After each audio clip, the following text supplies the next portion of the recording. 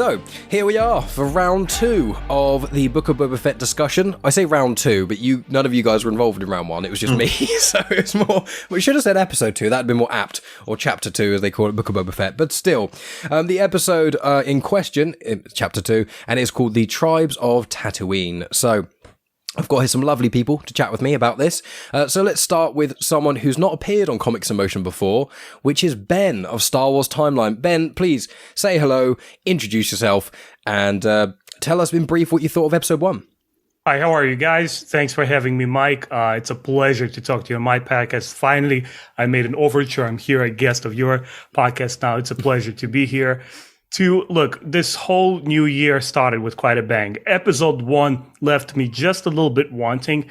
And honestly, my expectations very moderate, knowing Jon Favreau's, the showrunner's previous body of work. I knew what to expect. I said, well, keep it moderate here. Take it episode by episode. So episode 1 left quite a bit to be desired.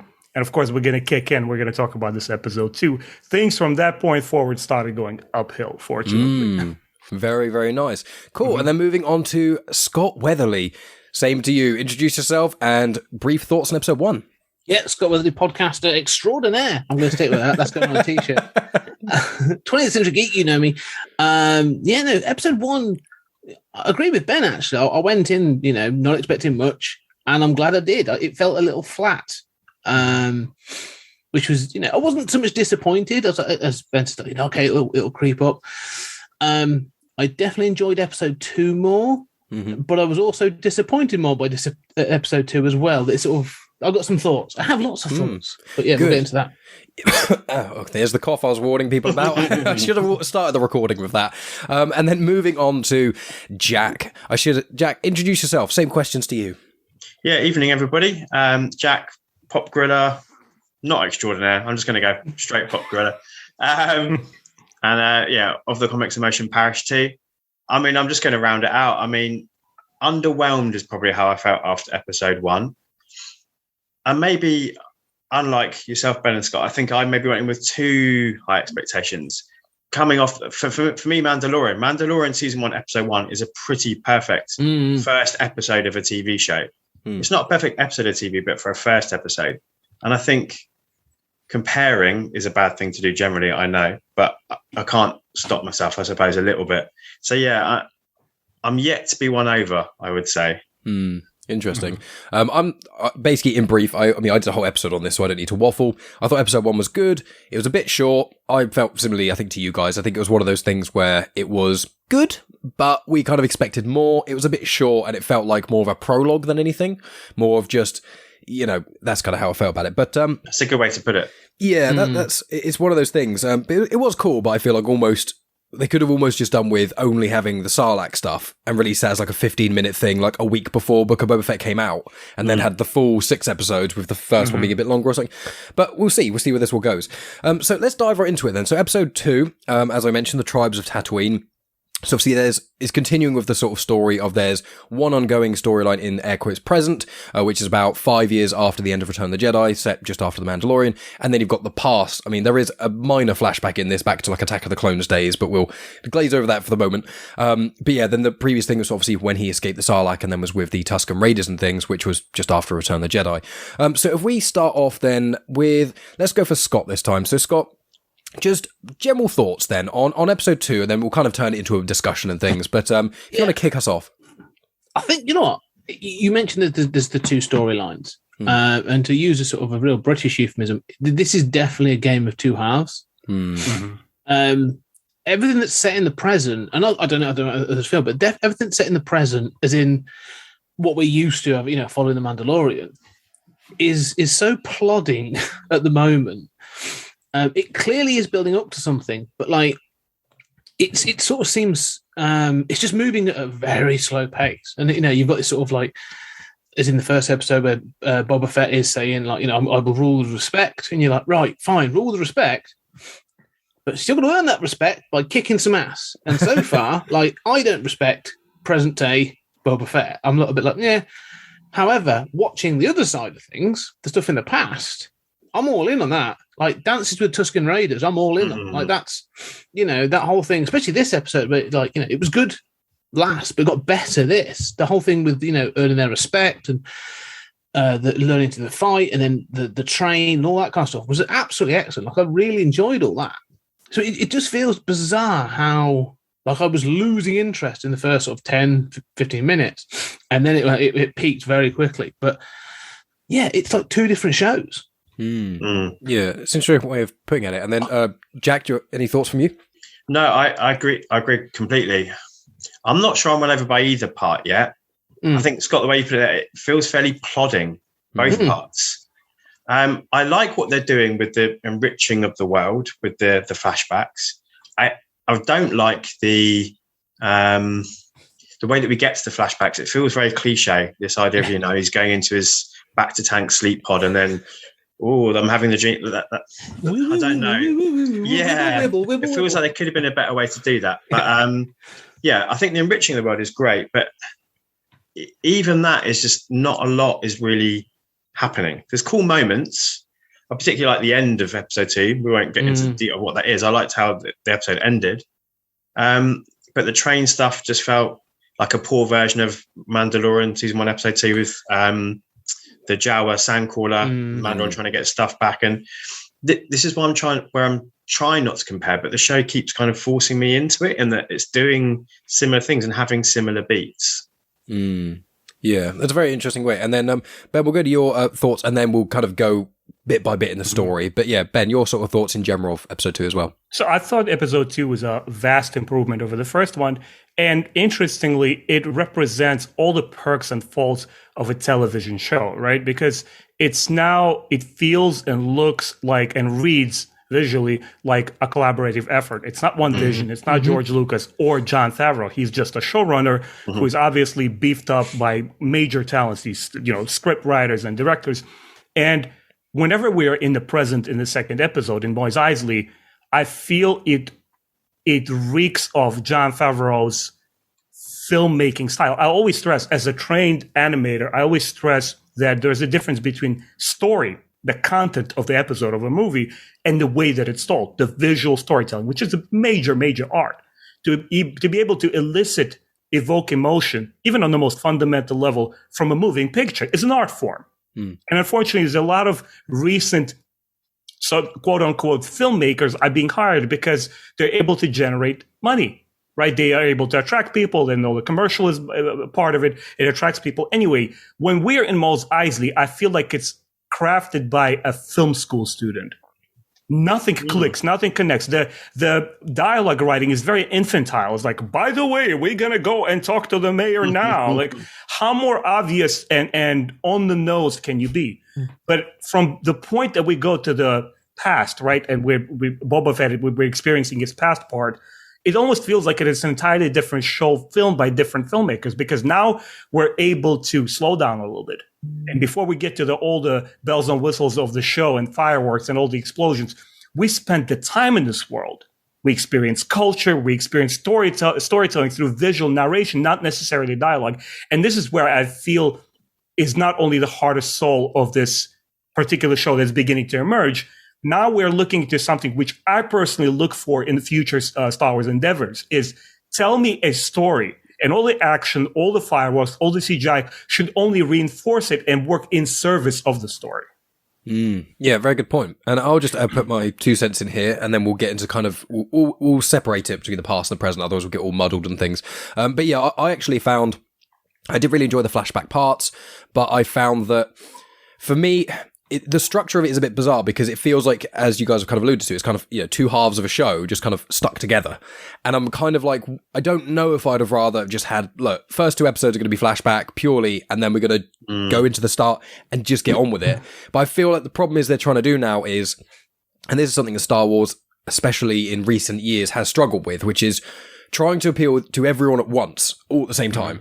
So it's like, okay, you want Boba Fett, you don't have to wait for the Sarlacc stuff. Oh, that's kind of cool. Oh, also, we're going to do this flashback thing. Okay, and also we're doing the present day this. Okay, and then we're doing this little flashback of Attack of the Clones. Like, what did that add to anything? Oh, but he's also in a back-to-tank flashbacking. You have to know he's seeing this flashback. We can't just tell you here's a flashback X amount of years ago. So it's a weird... It does feel a bit... kind of, yeah, as you guys just to intercede on that, because this whole thing about having 2 running timelines. It irritates the hell out of me. I can't stand it in TV shows. Like, unless it's serving I think as Ben uses, it's serving a purpose. If it serves the mystery, good example of this, and I'm not a great fan of the show, but is Westworld. In the first season, they use that to really throw you off course, because you're like, okay, well, there's these two. How does these meet? What am I seeing? What don't I know? You're invested because you don't know something, and you're solving a mystery as you go along. With this, as you said, it's just going, here's some information from now, and here's some information from the past. Like, they don't. There's nothing telling me that at this point. There's nothing telling me that his actions with the Tuscan Raiders is influencing his time, trying to say take over as being gang boss for this. So there's nothing there to say, well, it's really, the reason he's not killing people left, right, and centre is because of what he learned in the field. Like, there's no mystery. There's nothing there. So why is it being told in this way, especially when you've had films and TV shows that have acted like a saga, where you could have just had, here's the stuff with the Tuscan Raiders, and then we're going to move on to how he met Finnick, and then we're going to move on to him. But like, you could do that and do it as like a massive sweeping epic saga, but it just doesn't feel like that. Yeah, it does feel like it's losing its own acceleration a little bit. When it starts to get going, it kind of pulls back a bit, I found. So if we delve into specifically, so air quotes present day, so obviously you've got the elements where, I've got some notes here just to make sure I don't incorrectly say anything. So we've got, they interrogate the assassin, they threaten with the Rancor, Order of the Night Wind, that sort of thing. So with that part in mind where they're like interrogating the assassin and stuff, sort of any sort of general thoughts on that? Ben, do you want to go first on this one? Yeah, sure. That scene, once again, it reminded me of Jon Favreau's career. I'm a huge fan of the original Iron Man film. It's one of the perfect origin stories. It has a lot of heart. It has a lot to tell beyond the scope of a comic booky story. That's like the international weapon mongering and warfare. But from that point forward, like the Jungle Book, the Disney, these like heartless husks of filmmaking that's just there just to be slapped on the screen, and for fans to go and pay ticket admission prices to that. When you look at that scene, it's once again you question Disney's motives here. It's like, who is hiring these showrunners? You're having this assassin sitting there, the Nightwind Assassin Guild, right? And at first, they're hyping him up as somebody who is not to be trifled with. It's a clan that even Boba Fett should mark. They're dangerous people. That's what the robot is saying. And the next second, you flip the switch, they drop into the solid space, and he turns into this bitch who starts just spilling all the information. I'm like, you don't do this. It's the elementary basics. And I don't profess to be any kind of like a filmmaking expert or a story expert of any sort or kind. But, once you start building that tension and momentum, you don't just wave the candy in front of us and just take it away. Kill this guy. Make a show that, oh my God, there's something to look forward to in this guild. These guys are dangerous. This guy didn't spill anything. He died for it. It's that kind of cinema that makes me wonder, like, can't Disney hire somebody with more like higher profile? What's happening here? Well, this felt to me like less about filmmaking ability and more like neutering of an idea. Like, they present you with this thing, like you said, they build up this assassin. They're like, yeah, he's badass. Like, these assassins of the Night Wind, and you go, oh, that sounds awful. And even like Fennec says, like, that you're just buying the name. Like, they've got this reputation, and then they throw it. And I was like, this feels almost like a Terry Pratchett joke. Like, is this going to be a satire on buying into a brand? Is Disney actually going to have a jab at itself? Nope, it's just a joke. Like, so it was like, this felt like neutering of an idea. And I was like, oh man, this could have been really interesting if they'd have gone into it. But yeah, I totally agree. That was an eye-rollingly bad moment where I was like, oh, it's just like this assassin is a complete inept. And I think it's a shame because up until then, and there's a good and a bad about this, it's really pushing the nostalgia buttons. Like Fennec walking in through the big gate was like, oh my God, that looks exactly like it looked in Jedi. Like, I was like transported back, and like sitting in the throne room, and then the payoff is the joke, isn't it? It's the rank. We need to get the Rancor and have that joke. Oh, I remember the Rancor was dangerous, and so that's where there's that good nostalgia and the bad nostalgia. I think for me, the scenes in the modern day trying to think how to word it best. I think at the moment, of the two characters we've got in the modern day that we're focusing on most, Boba Fett and Fennec is much more interesting. The actress has much more charisma, I think, on screen. Ming-Na Wen, I think you're drawn to look at her all the time, which is fine because she's a great actress and her character is perfectly interesting. But in a show called The Book of Boba Fett, that's a problem, I think. And whether that's the nurturing of the character of Boba Fett, whether that's the performance of Temuera Morrison, I don't think it is. I think he's a charismatic performer as well. It's the direction they're kind of pushing this character in at the moment. You're waiting for Fennec to do something dangerous and interesting whilst Boba sort of sits around not doing anything. Yeah, there's like inconsistency with how the characters seem to present themselves. It's kind of, as you guys kind of said, it's like Boba Fett, he's going to rule with respect. Is he? Has he done anything yet? In fact, in the first battle, we watched him get actually beaten and he had to get saved by Gamorrean guards. It's like, we've never seen Gamorrean guards be anything apart from just force choked by Luke. And then in Mandalorian, they were fighting in a ring. So you're like, these are just brutes that are strong and stupid. And you got saved by them because you couldn't handle, 6 people or 8 people along with Fennec Shand. It's a bit like, you're not seeming like the fearsome bounty hunter, he's meant to be one of the greatest bounty hunters ever and one of the best at current time. And it's like, you haven't really shown us this. And the times he's the most badass is the flashbacks. Yeah, exactly. Or in The Mandalorian. It was the badass in The Mandalorian. Yeah, exactly. What were you going to say about that, Ben?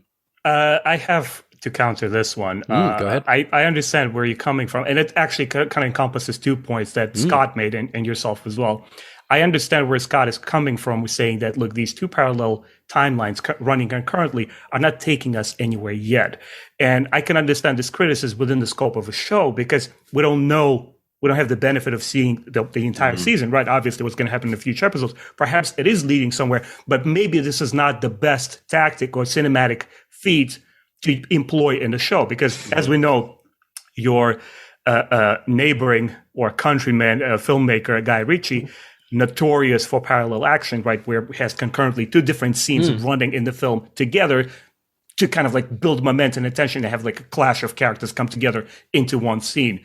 This could amount to something, but Mike, what you were saying, please remind me, just a point before this. It was where the fighting and things, like we feel like Boba Fett's not as strong. Right, the Boba Fett, right. And I think the reason that they're showing this parallel action is they're trying to get to the point faster because I think we need to remind ourselves of the same point. This dude just crawled out of Sarlacc's pit. And, I'm reading the Legends books, obviously, which don't connect canon-wise into modern stuff. But, he's this brutalized in that pit. He crawls out. He's literally in coma. He has Dengar, another bounty hunter, saving him. So it's kind of not a stretch to see where he's like, and he's an aging clone, right? So he's out there. He just put this armor on top of him, but he's like, he needs the help of these Gamorreans. He needs the help of Fennec Shand. Otherwise, why in the world would Boba Fett, who is not a bad guy, right? Who's always up, he only looks after himself. Why would he have Fennec Shand by his side? Perhaps he needs her. He's not there yet. The thing I'll say is because you're right. These storylines could be coming to a point, but you need to be at least dropping hints that there's a mystery to solve. Foreshadowing. You need to foreshadow some reason as to why you're telling me these 2 parallel stories. And at the moment, I can't see it. Like if I've missed something, fine, but I don't mind them doing it when it's done well, but it needs to do something. And again, I think the thing you say about him getting his ass handed to him. The problem I sort of have with this again is this thing about in episode 1, it was a good fight. Like I kind of enjoyed that fight. Like I think it was choreographed relatively well. It looked pretty good. I was like, yeah, fine. But then mainly because, as you said, Jack, like Fennec hovering after the 2 guys and doing the sort of parkour across the roof was brilliant. I was like, that's fantastic. Not Boba Fett. But then the second episode, they're showing this guy who. Ben, as you say, he's come out the Sarlacc pit, but like he's come out the Sarlacc pit, he's been in the desert, he's done all this stuff, yet he's still learning to fight, and he basically takes out a train. And then you're saying, but then but even further in the future, after having gone into a healing pod, and he still can't look after it, he still can't handle himself. Yet we've seen him take out a bunch of stormtroopers in The Mandalorian. It's so like, well, what is his problem at this point? Like, is there a mystery to solve here as to why he can't fight someone? I don't know. Am I missing something? And that's the point. Like, I feel like I'm missing something, but it's not telling me that that's an intentional gap that is a mystery that we're trying to solve. Follow you. And one issue as well is the difference between, because I was saying to this to Megan when we were watching it, there's about 5-ish years between the flashbacks. I mean, I said, if you push it a stretch, the timelines, and you really shave time off the edges, 3.5 years at the least, but it's probably nearer 4.5 years different. And you're just thinking, how long is he going to be with the Tuscan Raiders? Obviously, they're going to probably explain, why he gets to Fennec and etc. But it's just like, he's with them for a very long time. And yet in present day, he doesn't seem to be, the ultimate Boba Fett. He actually seems to be a weaker Boba Fett than we've ever seen before, apart from Return of the Jedi, because that was, he got wrecked then. So I do kind of get those sort of criticisms. But if we move on slightly with the sort of second part of the present day stuff. So he meets the mayor, who I found was voiced by Robert Rodriguez, who's the director, which I thought was quite cool. And then there's the Hutt twins. And then the one thing I want to flag up and add to this is the Black Wookie. Did you guys pick up who that was? Yeah, Dark or something. Yes, exactly. Yeah. So I didn't know the name, but I was like, "Oh, I've seen you in a comic." That was it's the Darth, for any listeners, it's the Darth Vader 2015 run by Kieran Gillen that introduces That's where I saw Afra. it when you and I talked about it. Yeah, exactly. Yeah. Yes. And then in the Dr. Aphra series from 2016, continued by Kieran Gillen, he's like a main character in that. So he's meant to be, the whole Aphra thing for any listeners is meant to be the antithesis of the original trilogy stuff. So Aphra is the opposite of Han Solo, Black Krrsantan is the opposite of Chewbacca, and then there's 2 droids opposite of R2-3PO. I want to throw that in there. But then, so the thoughts with the twins and the Ithorian mayor and then Black Krrsantan showing up, I thought once again it was interesting and I was enjoying it, and I was like, oh, this is going to go somewhere. And then I just feel like it was like, okay, there you go. We've got a little bit sprinkling here, and now back to the flashback. And I was like, oh, maybe at the end of the flashback it's going to do something else with Black Krrsantan and all the twins. It's like, no, you have to wait till next episode. And I'm like, I understand that it's serialized and we, the point is to wait for the next episode, but I'm just finding that, as you guys have said, it's plodding a bit. I am enjoying it still, but I'm just like, it's like a roller coaster that just keeps going, that is obviously going up, and eventually we're going to get to the drop, but I'm just like, I don't even know where we are in relation to anything. So if I jumpstart with JAC speaking first with this. So the Ithorian Mayor, the twins, Black Krrsantan, any of that sort of jazz. What are your kind of thoughts on that part? And we'll talk about that before we go into the flashbacks again. Yeah, I mean, I had that little moment of like, oh, that's cool. That's Black Krrsantan. I've read the Kieran Gillen Darth Vader, but I've only just started reading the Afro comics. So it's kind of perfect timing for me. I was like, oh, there he is.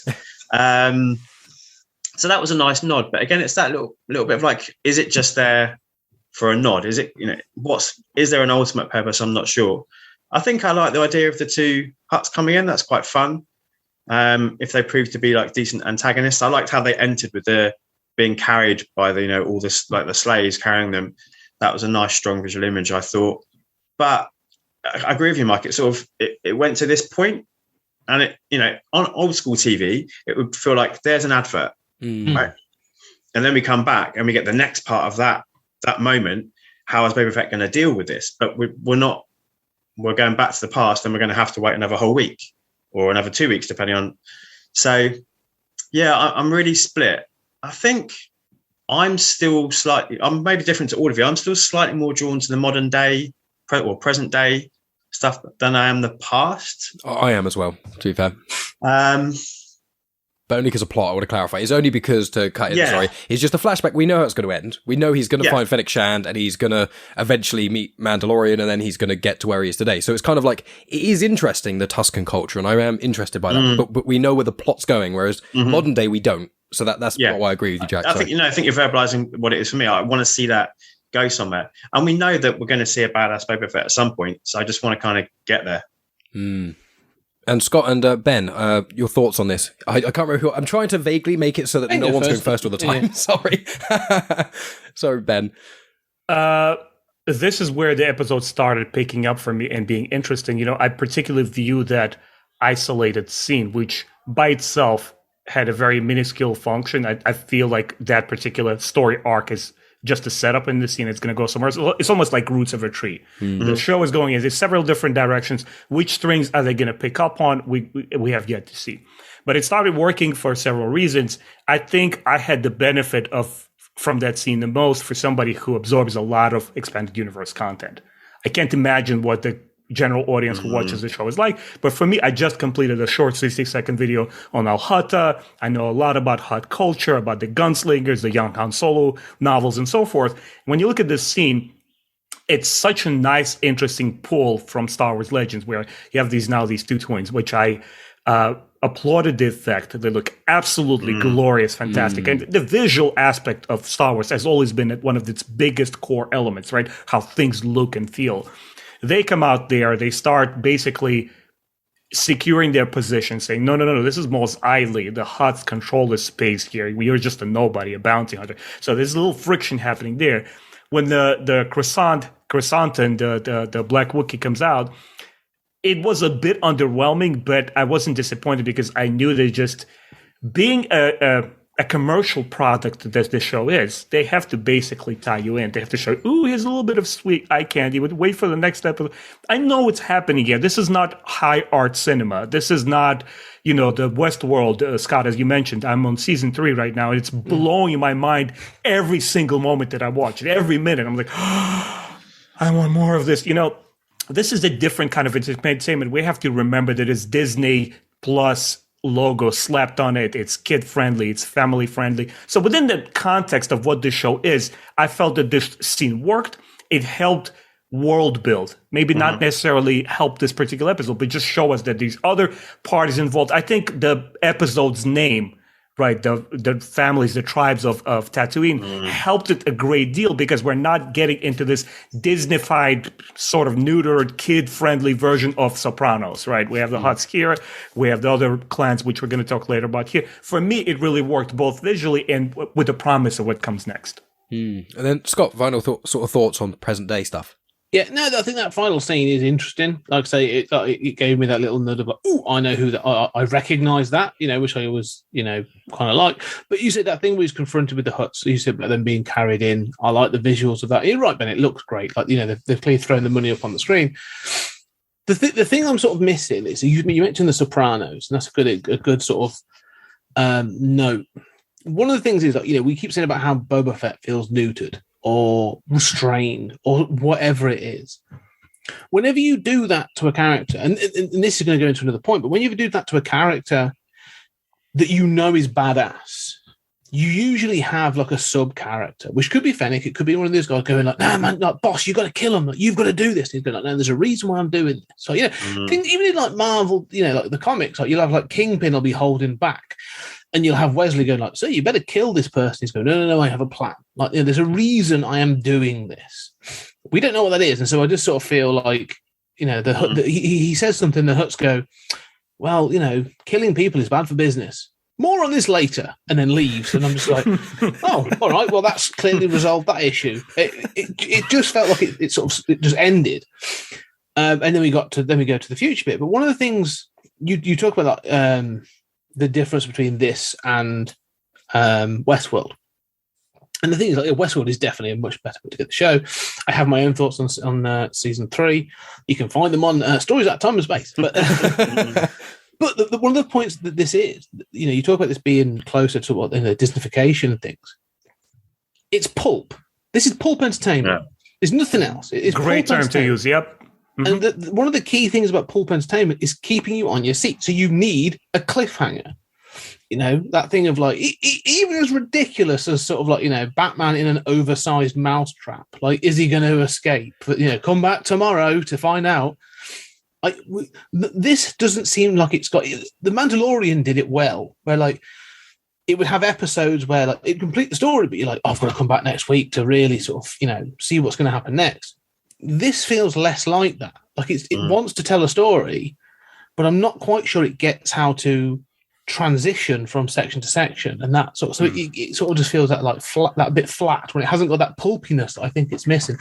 But it's leaning into the pulpiness because it's giving you comic book characters.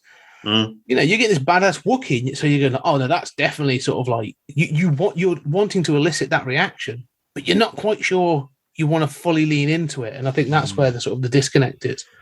Yeah, and I think it is that thing where I think we're all somewhat cautious because it's that thing of, with the Marvel shows especially, this happened a lot, and Star Wars, it happens quite a lot, where it's like, you predict, and you're like, oh my god, is this going to happen? Is Mephisto going to appear in WandaVision? No, he's not going to be, probably in the MCU ever, maybe. And it's just like all these little bits, and it's just like, are they, as you guys have all kind of said, are they putting these things in for fan service, just to be like, hey, we needed a Wookiee, we got Black Chrysanthemum, is he going to do anything? No, but he exists still, don't you worry. And it's like, you can buy him as an action figure. Yeah, it's like his new Hasbro Black Series action figures coming out now, and it's like, no, people who, the comics is like the lowest amount consumed content in Star Wars. I love the comics, obviously, that's why I've got a podcast about it, but it's generally movies, series, books/games, comics.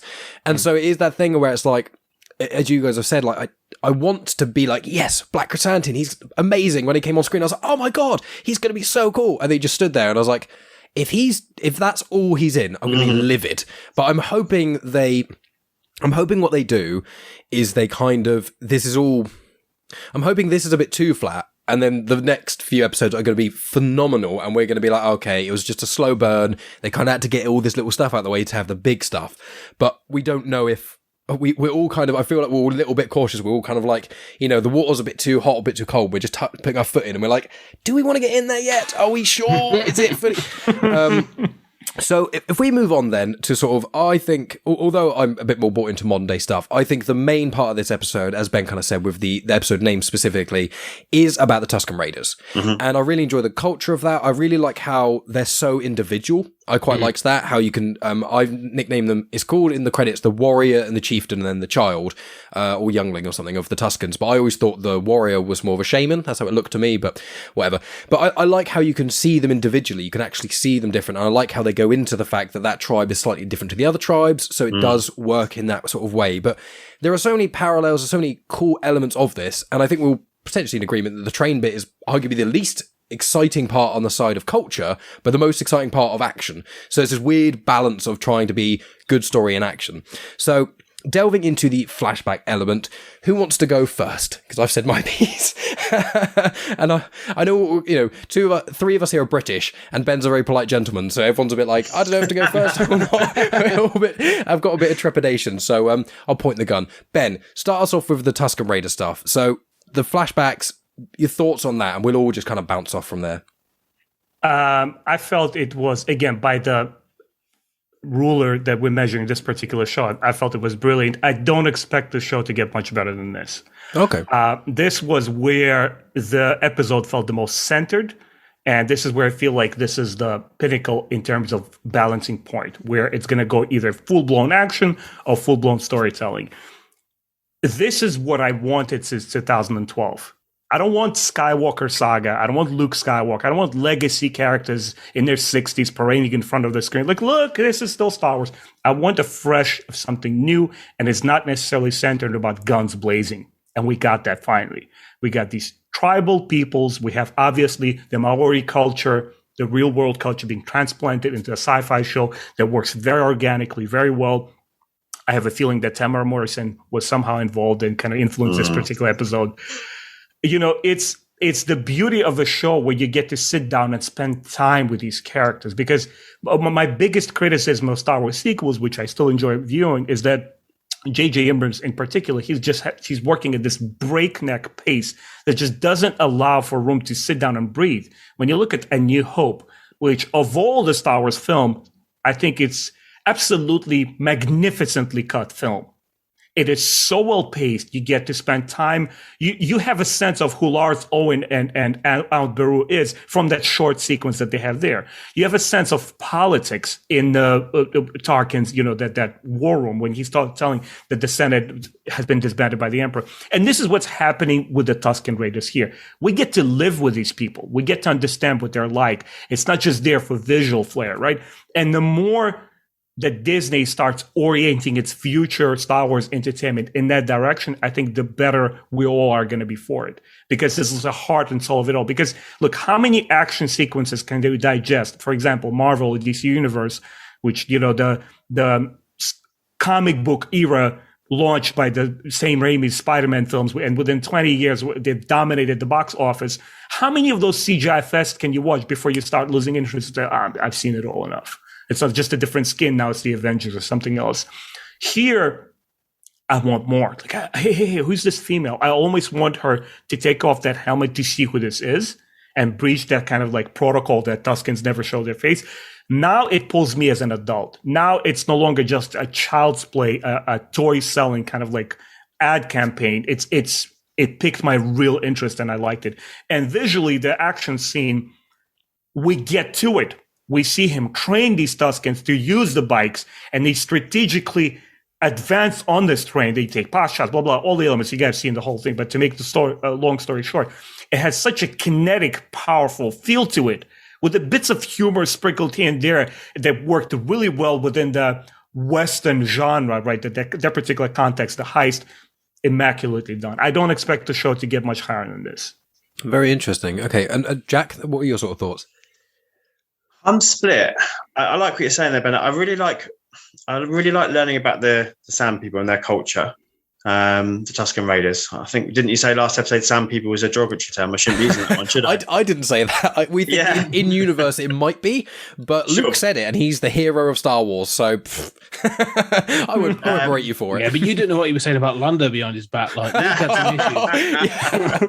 an issue. Yeah, I love that lore, and I think the deepening of them as a species is fascinating. I was a little bit underwhelmed, if I'm honest, by the train sequence. I feel like I've seen that in other things lots of times before, done a bit better. I thought it was okay. I thought it was a perfectly fine sequence. I think I got really stuck, and this happens with me sometimes, where I couldn't work out why they were. I know they're a transport. That's fine. I get that. But then why they felt the need to antagonize the Tuscan Raiders and shoot them and kill them. And like, I get maybe it's just for sport or what, but I couldn't work out what the relationship was between the train and the Tuscans. And that just, it was really a drop line. Bothered me. Yeah, there's a drop line at the very end because when Boba Fett sort of confronts the fish-headed bloke. The Pikes. That's it, yeah. Yeah, couldn't even think of it like Pikes. It's a fish head, yeah. But like he says to him, he says, you know what? And he says, well, we just thought they were raiders. And we were literally saying, it's almost like they were going on an offensive defense. You know, they're like, well, if we started shooting, they wouldn't get near the train. Fine, okay, I must have missed it. And that's it. So that's literally and they're animals. Yeah, he saw them as savages, and like, you know, and Ben, as you said, it's a Western trope, isn't it? It's that thing of this is the carriage going through, you know, across the plains, and it sees some, you know, indigenous people on horseback and on the mountain. That open fire straight away because the closer they get, the more threat we have. That was it. So yeah, there's a bit of a drop line about that, but it's not. It took me. I had to sort of double check that because I watched it and went back and I checked it actually. Yeah, well, okay, that does clear up a little bit because I don't know if you guys do this, but I just got a little bit stuck there and it wouldn't get out of my head. I think of the two scenes, I probably preferred the Toshi Station, which I didn't know was Toshi Station until I was preparing for tonight. But I think I probably preferred that scene. I quite like the intimate nature of it and that kind of, again, that playing on that trope of like the biker bar and him coming in and cleaning up the town. And I thought that was really nicely handled, that scene. Cool. Nice. Okay. Awesome. And so with it, I mean, I did enjoy the scene, but yeah, I'm kind of in line with you guys. I thought the culture aspect was interesting, even if it was a little bit slow. And then the big action set pieces, you guys have said, we've seen quite a few times before, even as I think Jack said earlier, it was like in The Mandalorian itself, there's actually a scene very similar to this anyway. Well, like, you know, the Wolverine movie when he's on top of the bullet train, or like Solo. Just staying in these kind of worlds that we're talking about already. It's been done quite a few times before, let alone the Western tropes, which it's harkening back to. Yeah, it is. It is a bit. It was one of those things where it didn't get rid of my interest, but it didn't heighten it. It just kind of it was neutral. I was like, and then I was just for ages, just like neutral. But what I will say is, and I think Jack, you mentioned this slightly earlier, actually, or like earlier on, which is the very, very end scene. I know I'm jumping a little bit. But when he goes on the, you know, has that crazy lizard thing, which I thought was really cool. I thought he was going to eat it because I know in other places in Tatooine they've got the fried lizard things, but I can't remember if I'm mixing up my franchises. But I've seen people eat lizards, I think, in Star Wars, maybe. But then when he jumped up his nose and he had that crazy spirit thing, I thought the way the visuals of that spirit vision thing was really well done. Not to delve into my personal life too much, but that's fairly accurate to certain substances are available. So it's one of those, because sometimes you see a film and they take a small amount of drugs and then everything completely goes absolutely bananas, nothing makes any sense, and you're just like, I don't know what's happening, I don't know if I'm meant to know what's happening. But in that, I found like it was, you could tell it was like a psychedelic trip of some sort, but it was just lucid enough you could follow it. And I liked the imagery. I liked that, when he got the branch, I was like, oh, he's going to make his Gaddafi stick, which I'm now saying it as well because I got pulled up on that in the last one. Almost sounds like I'm saying, Gaddafi, the dictator. Not that. These sticks were about before that became a big thing. But I really liked that scene, and I quite liked the part, obviously, what Ben was saying about in the other scenes where they took their time with the end. And I really appreciated that. I really liked the fact that when he's carving the stick and he's doing all this and they put it in the fire, I really liked that bit. And that's where they basically ended it. I was like, that's, instead of it being, oh, now he's going to fight someone really quick. No, it's like, no, this is the end. You get to see him make his stick thing. And it's like, I thought that was really cool. So I didn't know if you guys had some specific thoughts on that sort of, that scene in particular. Well, just to go, because I'll give my thoughts on the second half, the whole thing. I agree that the opening bit of him integrating with the tribe and all those sorts of things. The only thing is, and maybe this is because I'm watching quite a lot of Westerns of late for other reasons, is like this just felt like, I called it Dancing with Tuscan Raiders earlier on, but this was so sort of like that trope of outsider becomes part, like anything from, let's say, Dance with Wolves, John Carter of Mars. There's all these like, Avatar, Pocahontas. Avatar, that's a good. Avatar's a most recent one, probably. This idea of sort of like the outsider, sort of integrating with the tribe, and not so much becoming the savior, but then becoming, a leader among them, or a sort of a warrior. So that it wasn't new. It was so it was very cliche filled at points, especially that point when he has the trip. I mean, I quite like the idea that Tamara Morrison is actually quite funny. Like, he's actually quite a funny guy. So when the thing crawls up his nose and he's like, "Sorry, I think I swallowed it." Like, he's actually quite funny. Which I'm like, this is Boba Fett. Like, this isn't the Boba Fett I saw in the film, but I'm enjoying that. But I'm like, oh yeah, of course you're going to have a mystic trip for you to be able to integrate with the tribe, and it's all that. It's fine, and it's done very well. I think the visuals in it are very good, because they refer to it as the ocean, don't they? They're sort of like, they said about the oceans drying up, and there's this thing of like sand becoming water as it comes towards the trees and stuff. I thought it was really well done. And then he comes back with this branch, and it's like, you have now become a man, or you are now a Tuscan Raider. And it's like, yeah, seen this before. I know what's coming. You're going to integrate with the tribe, and something is going to tear you away from this tribe. Like, you're going to have this thing of like, you are now, you are becoming close with this kid, this youngling, like, you are going to become his mentor or whatever. And it's going to be some sort of like decision that's going to be made for you to lead the tribe. Like, and this is where I'm sort of like, I get that Boba Fett, like, but what's annoying me is, or frustrating me is, we've had these Western tropes. Like, we praised, well, I did at least, The Mandalorian, for taking Western and Asian samurai tropes and inserting them into a sci-fi, which has been done before, but it's just the way it was done. It was done with a certain panache and just enough sprinkling for you to go, that's it. This is a bit more like, I'm basically watching a Western, but it's Boba Fett. And I'm like, yeah, it's good, and the visuals are good, and I actually do enjoy it more than the present day stuff. But I'm still watching this and going like, there's nothing new here. There's nothing that's excited me to the extent of like, oh, I want to see more. Like, there's a mystery to solve and there's something to do. It's like, I know what's coming. Like, I will watch the next episode and I'm pretty sure I can probably guess things that's going to come happen. It's going to happen. So it's good. The train bit was fine. Again, I think even in TV shows we've seen action filmed better.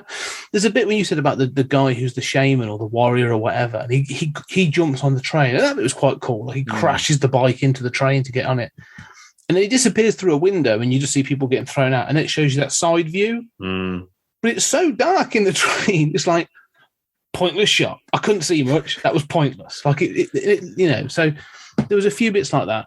But then it pays off by having, as you said, this thing of like, I'm connecting with the characters, because when he does have his golf club hockey stick thing, and he does carve it, and it's like, they've got that station, and it's very ceremonial, and it's all coming together. I'm loving the fact that he is connecting with this tribe, and it's, Tamara Morrison is giving a really good performance throughout all this. And I also felt, like you say, you can, not quite emotion. They can't emote because you can't see their faces, but they're giving simple gestures to the raiders for you to be able to see who the relationships. As you said, you could you know who each of them minimal, are. Yeah, but you know who each of them are. So it's done really well, but it's still not new. So I'm still a bit like, I'm preferring it, but I'm still not 100% bought in. Mm-hmm. Ben? I'm here. I want to hear what Jack has to say because I have a few points about Okay, no worries. I don't know if that's a good or a bad thing. I'm worried what's coming now. Yeah, I thought that moment when the lizard went up his nose was great. That was really like, whoa, hang on a minute. Just that specific, like, sudden shock was really fun. I don't know if I can add really anything really to what you said, Scott. That was really like really detailed, and I think you've really hit all the notes and all the points there. I think the very final kind of, once they're coming together and they're doing like the kind of tribal dance around the fire, that was really powerful, I thought. I know you just said like it's not quite emotion from the characters. That's the only bit really so far in the 2 episodes when I felt any kind of stirring within myself. I was like, oh, actually, like that's getting me going a little bit. I really liked that. So I think that bit was handled really well. And as we slowly panned out and we saw like the circles, concentric circles going in different directions and stuff, I thought that was a really nice moment to end the episode on. I don't think I need an awful lot more of that, if I'm honest. I think I'm kind of done with that passage now. Like, he's part of the gang. All right. I think I would quite happily have quite a big time jump from that now and see where we go a bit later on. I think we need to start, because what is it, 6 episodes, 8 episodes? 7. 7, okay. In the middle. So we need to see it start like linking up with what, as you said, Mike, what we know where it's going to go. We need to start seeing that happening fairly soon, I think. Yeah, and just before we let Ben come in and give his opinions, I will say here as well what I like is, I know it was introduced in The Mandalorian, but I really like the Tuscan Raider language being a cross between vocals and also sign language. And it's something weird that there's a slight caveat, slight tangent, but what I've noticed, I don't know why, in the last 2 years, I'm happy about it because representation, etc. But I like how sign language is becoming a lot more common. You've had it, you've got Echo in Hawkeye. You've got one of the characters in Eternals, the super fast one. She had that as well. And although the Mandalorian was, predates those things, and I assume the Tuscan Raiders potentially in Legends or something maybe communicated like that. I'll turn to you for Ben for that. But I do like that element, and I just think it adds another layer rather than, hey, here's some more aliens that just say stuff and there's subtitles. I like how there's a lot of the time they're doing these things and there's no subtitles, and you've got Boba Fett trying to work out, and obviously with the hand gestures being the way they are, you can generally get where they're going. And I like how from episode 1 and 2, you're kind of learning with Boba Fett. Obviously he does speak when he's doing it, so it gives you that little extra edge, but I do like the way they show the communication, and I like the minimalist side of things, because although I like hearing alien language with subtitles, sometimes I like it more you get it in certain other action films where you've got, normally if it's a martial arts film, it's someone who's from Asia who's speaking, and they've got a dialogue, but there's no subtitles, so you don't know what they're saying. You have to pick up from their actions and how the other characters respond to them, and I really like that element of it. But yeah, just wanted to throw that in there. Ben, go on. No, that's an excellent point. First, I want to touch on what you just said. I didn't even feel like that particular sign language was a part of the, inclusivity agenda. I love and appreciate being inclusive and being modern and looking at things progressively. But I don't like these social justice issues and ideas being shoved down my throat. The way that the Marvel Facebook page has announced, right, part of their High Republic Star Wars comic books, that they have these 2 binary transgender Jedi twins. And the way that it was done, I just felt was so tone deaf and so on the nose. Like, look, we're not idiots. Adult people who are fairly well educated, we are all up for progressive ideas. This is what civilization means. All of us together, right? And when you knock it over our heads like so blatantly, I become a little bit irritated. Here, I think it was very effectively done because I didn't even think of this in those terms. It made perfect sense because when you're surviving in the desert and you're this rough peoples, right? It makes total sense why the kids would beat up on him and being brutal to him, because that's how they survive. John Carter of Mars, Scott, I think you've mentioned before. I'm a huge fan of those books, and it's so representative of that. This is what the environment is like it or hate it. And when Boba Fett starts using language, the sign language, it adds to the culture, it adds to the show. It doesn't take you out of the experience. As far as Boba Fett goes and his character sort of, for me personally, emerging or starting being molded by that particular dance scene and choreography and interacting with the Tuscan culture. I'm going to say something that's borderline blasphemous here to Star Wars fans. You know, when I was growing up as a kid in the 80s with the Star Wars original trilogy, my pops brought in the VHS tapes with a stupid Russian voiceover dub because we didn't have access to legal tapes, right? So it was like one voice actor synchronously, like just dubbing it on the go. Who was Boba Fett? He's a nobody. He's just some dude standing there for a few seconds. He didn't even have voiceovers in the original unaltered versions of the films, right? Those of us who are dinosaurs remember. And then Han Solo, Boba Fett, who? Boom, and he's in the Sarlacc pit, and he's dead. When I started learning about him in the legends and comic books, once again, he's a boring-ass character because he's basically the Batman of Star Wars. He's untouchable. He's a strategy on top of a strategy. He knows how to outsmart you, how to kill everybody. And yet, we know nothing about his motivation, what drives him, what makes him as a person in the older legends pre-Star Wars prequel content. I want to specify there. He's just this brute, and the only motivation he has is money. And he has power, and he can kick anybody's ass. Clone Wars humanized him, especially the Clone Wars show. Fantastically so. Now he has this father figure. He has grievances with the Republic. He sees how the underworld operates. He knows that the Jedi and this glorious Republic, what it stood for. He feels slighted. We know where he's coming from.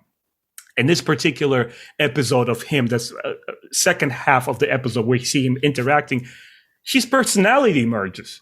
Once again, he is not just this ass kicker, this faceless, Master Chief from Halo games, which just has this helmet on top and there's no story to him. He's just there participating in it.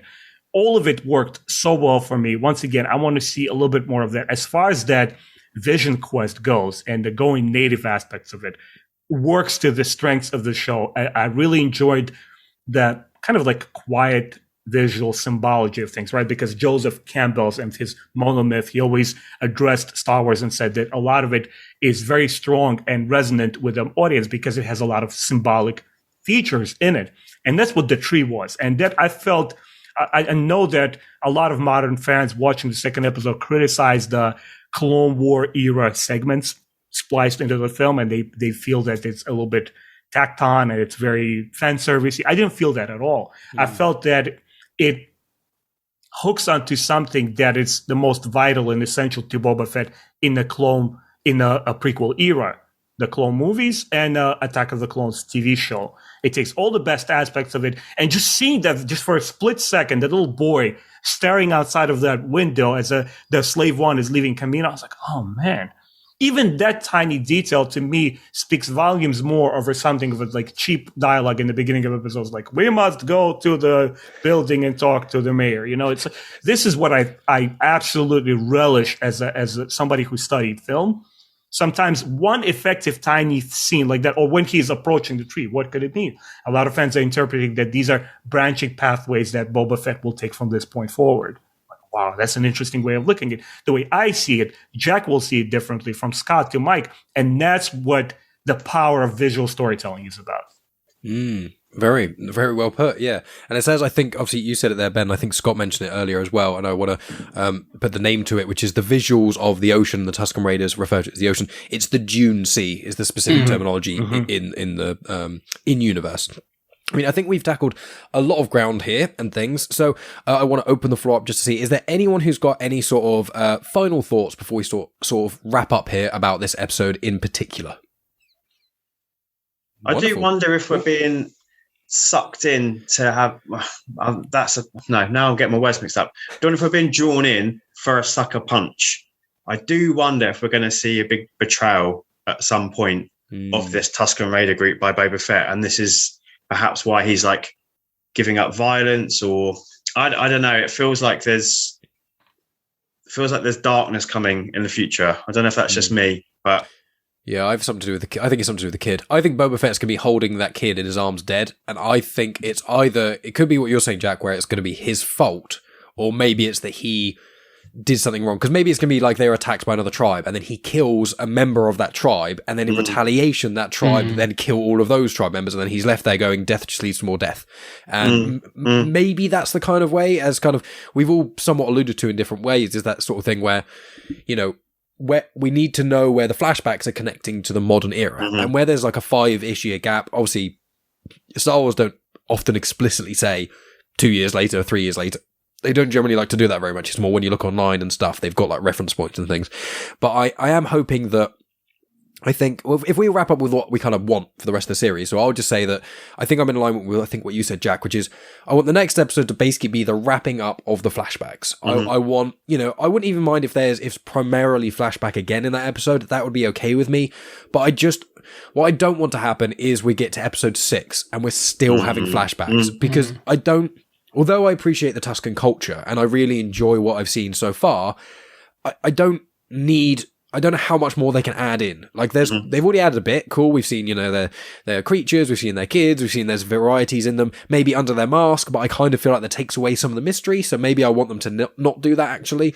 But like, I don't know how more 20, 30, maybe even 40 minutes we could have any more to add rather than just being recycled tropes. So for me, I want a little bit more Tuscan stuff, kind of wrap it up and get going where we can just be like, here's a 50-minute episode, it's all set in present day, let's have story, let's have action, let's have story, let's kind of wrap it all up together without it being a bit disjointed. That's what I kind of personally want from the series. And no Luke Skywalker cameos, please. I don't want to see that. I did not like that at all in The Mandalorian. I don't want to see anything thrown out there for the sake of like, oh, you were angry with the rise of the Skywalker? Let us give you something that you will definitely enjoy. But we're not going to tell you who it's going to be. It could possibly be Plo Koon. But no, we're going to give you deep fake Luke Skywalker with Mark Hamill's voice acting over it. Please don't do that.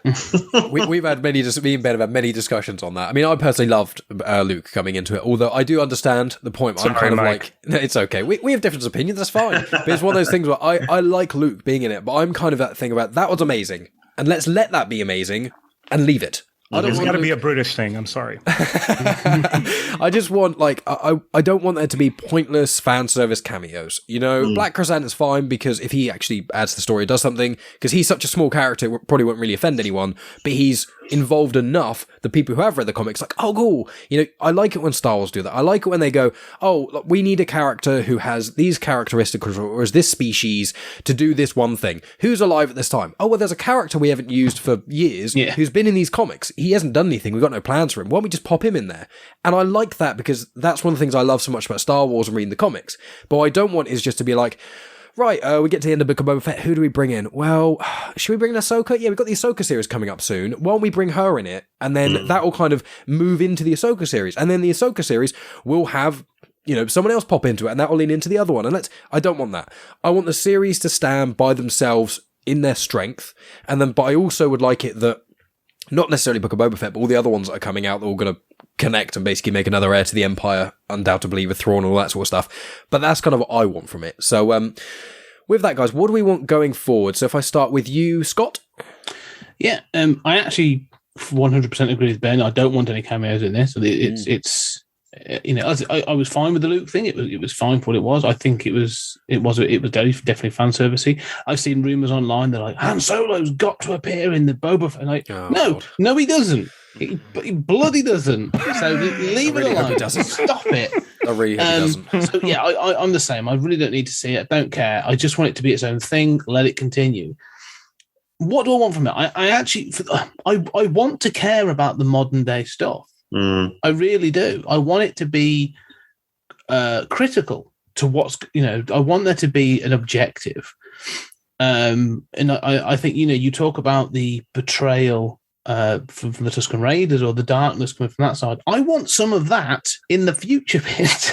Like, give me some actual tension instead of Boba Fett basically walking around town going like, I'm the boss now, and everyone going, all right, do what you want, all right. Like, it doesn't feel like there's any tension there, but I agree. Like, the flashbacks have been really good, but I don't want them to overshadow the future bit, I want them to be more. I'm hoping there's a leaning into the future, and as you say, I'm hoping there's like an end point. And if it's 7 episodes, episode 3 is a good point, isn't it? You bring them to a close, you give that milestone point, and then you build off that for the future. I'm hoping that's what we get, and then the last 4 episodes are this sort of like building of story and tension and world building into this sort of future bit.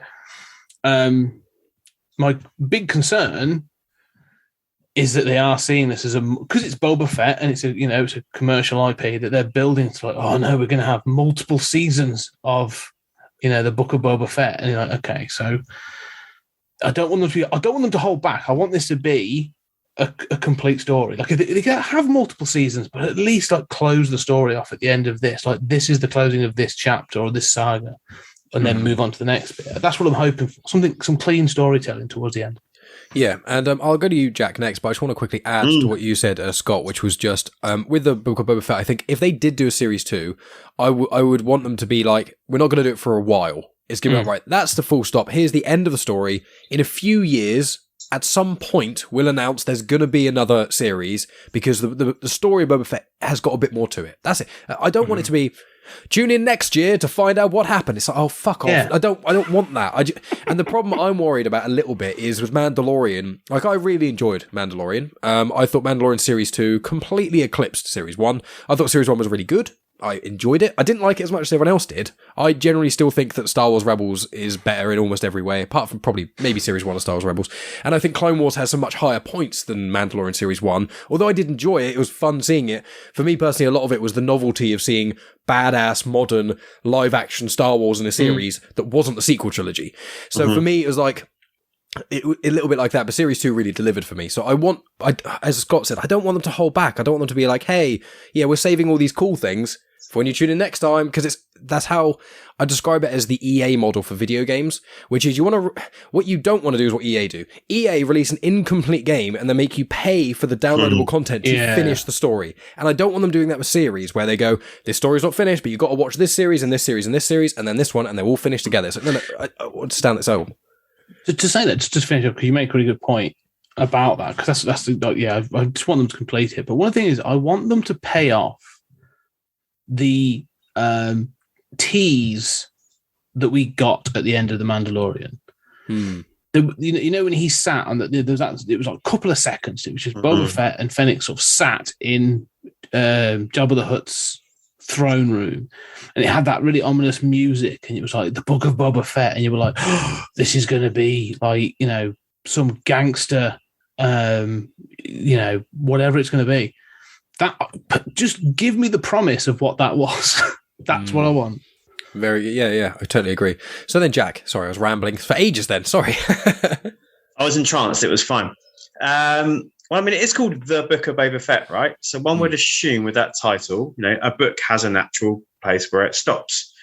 Even if it's designed as part of a trilogy or, an ongoing saga, you will get to the end of a story. So let's hope we do.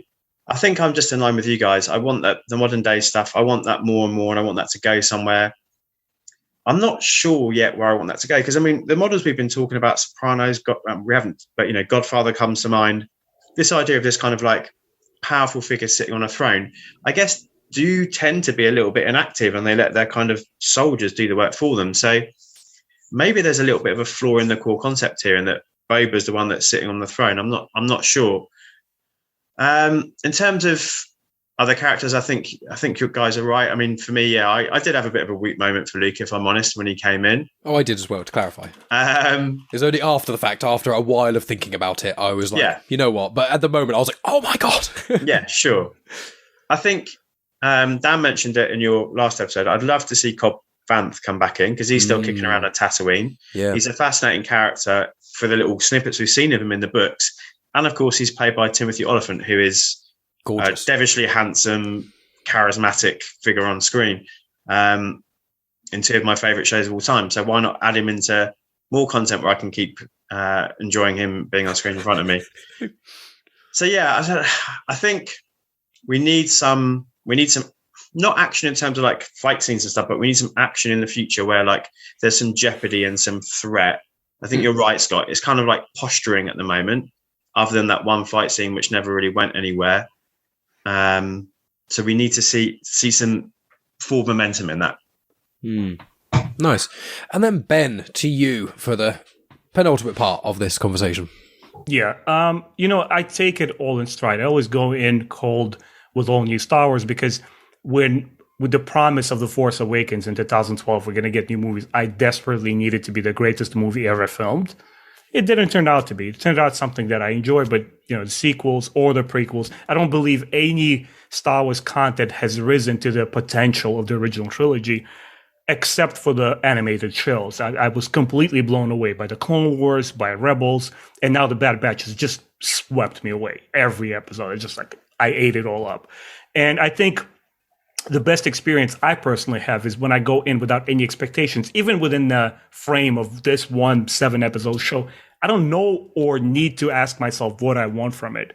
If it ends up on a cliffhanger that was suspenseful enough with more opportunities with a different, new season, and somehow either de-aged Harrison Ford character or the new cast member, the Aldrin, what's his name? Aaron Reich? Emmerich, his name. I'm sorry, I'm mispronouncing it. If it's him, regardless what the moving pieces are, all I care about is a good story. And I don't expect from Disney Plus and Disney era Star Wars to be phenomenal high art cinema, like Stanley Kubrick level. Let's wait and see where it gets. I adore the X-Men franchise. Predominantly just stellar films all across. Some had their faults here and there, but overall. And it took that franchise nearly 20 years to create Logan. A serious film advertised as an actioner. And when you saw it in theaters, like, what the fuck am I looking at? I mean, you said one initial scene. It's like I had friends who sat there in the movie theater with me who have no idea what X-Men are. And that first scene where drunk Logan is sitting in the back of a car and he's fighting these brute guys and chopping arms off. And there's so much story and tension and they were glued to the screen. I believe, I'm being an optimist that I am, I believe we will get to that point in Star Wars where there'll be one hidden gem that emerges at one point. And as a matter of fact, we already had it. I was blown away by Star Wars Rebels. Such a fantastic show. When you come into something without the list of demands, I like to call it, because Star Wars fans, they needed things certain way. We pay for this. I have not talked to more privileged bunch of people in Star Wars fans. We need this. Rian Johnson ruined it because Luke Skywalker is not the way that...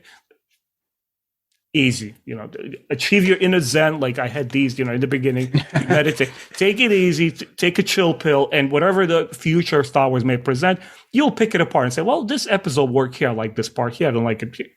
I don't expect Star Wars to ever be on the level of Westworld, whatever comes, to me, I one last point I like to make is that as much as I enjoy video games and cinema, book reading is where it's at for me. My father has instilled reading in me since childhood, and there's no even familiar interaction with a story like a book where you create the world that the author presents to you and you read between the lines.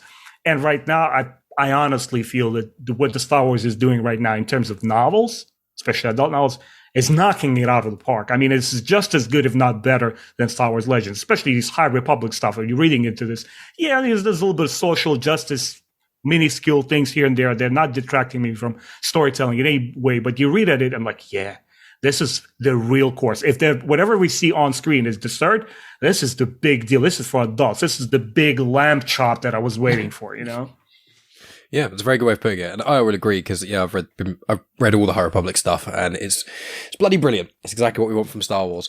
So then, guys, thank you so much for joining me. It makes it sound like it's all about me. I wasn't planning on being the host for every episode, but it seems like it might go that way. But I will get you guys to say where people can find you and stuff. We'll hang up, but I want to clarify here before I forget. I'll stop the recording, and I want to just quickly check when you guys are available afterwards, so don't zoom off. But let's go. Ben, do you want to go first and say where people can find you? I'll put links in the show notes and stuff, but you sort of final goodbye to the lovely listeners. Sure. Guys, thanks for having me. It's a pleasure to talk to three gentlemen. Mike, Scott, Jack, it was nice to hear your thoughts, guys. I always appreciate with somebody who comes from a completely different worldview, opinion, a set of interests and things that they like. It's that's what Star Wars fandom is all about. You guys could find me at Star Wars Timeline, the YouTube channel. We have the same Facebook group, which I started in an effort to bring bring fans together and be able to say I like or I dislike without just chopping each other's heads off. That's what I'm about. Thank you once again for having me. And I'm in that group as well. So if anyone wants that, if anyone wants me in there as well, me and Ben to chat to you about Star Wars on Facebook, go ahead and do that. Okay, then. So, Jack, do you want to give people your information? Yeah, sure. That's a great goal, Ben. I love that idea of let's try and stop it being so polar and let's get people to, we've done it today. We've not agreed on everything, and that's fine. That's absolutely okay. I'm on Twitter mostly. I am Jack's Musings. That's JACS. And then I'm part of the Comics in Motion family, and our new little side project is the Pop Grillers, which is good fun. At the moment, we're doing box office bombs across the whole of January. So looking at films that tanked and whether we think they should have done or not. Yeah, we need to have words. I know, I'm sorry. And also, I want to add in there, Pop Gorillas, if you guys haven't checked that out, it's got its own feed as well. It's also on Comics in Motion. But Jack, say the elevator pitch that you always say. That I don't want to spoil it. Say it. Yeah, we review anything from pop culture in less time than it takes to listen to a song. And they're spoiler free, so no excuse to not listen. I normally just wait till loads have come out, and then I'll just do the dishes and just listen to loads of them. It's delightful, love it. Cool. Then Scott, tell everyone where people can find you. Yeah, mostly on Twitter. You can find me at 20th Century Geek. And also the podcast 20th Century Geek is on all those podcasting platforms. And all that kind of thing. I'm also on Stories Out of Time and Space, myself and the fantastic Julian Darius, and we're on Twitter as at PodTimeSpace, and that's just the sci-fi movie review podcast. And you got a new member to that recently, haven't you? An extraterrestrial friend. We have, yeah. Tilaran Lem, our new supervisor, is coming on, and he's working as hard for the next season. About to start doing Doctor Who, which I'm quite excited about. Very nice, very nice. Well, I'll make sure I include links to all of you guys' socials and relevant shows in the show notes and whatnot. And I have been the host, Mike Burton. You can find me. I've got my podcast, which is on this feed of Comics in Motion, which is Star Wars Comics in Canon. Now, new episodes out every Saturday. And whether you've read every Star Wars comic ever or you've never read any of them, you can check out my show. I'll go through plot details and the many connections and characters and species and that sort of stuff as well. And there's my other show, Genuine Chit-Chat, where I have honest conversations with interesting people. And all three guests today have been on the show at different times. Ben was the last show of 2021, and we had a fantastic conversation about Russian culture and animation. And we spoke about modern mythology, and we, of course, spoke about Dune and Star Wars, because why not? So please check those things out. It is a lot of fun there. And you can find me on social media at Genuine Chit-Chat, Instagram, Twitter, and on Facebook. So, guys, thank you so much for tuning in. I'll be back probably next week with a more myriad of individuals, but don't fret. I will be inviting these guys back because we've got 5 more weeks to do. And so I need some support for that. So, thank you so much for tuning in, guys. I really appreciate it. Thanks. No, Thanks for having us. you guys. Thanks, mate. Take care.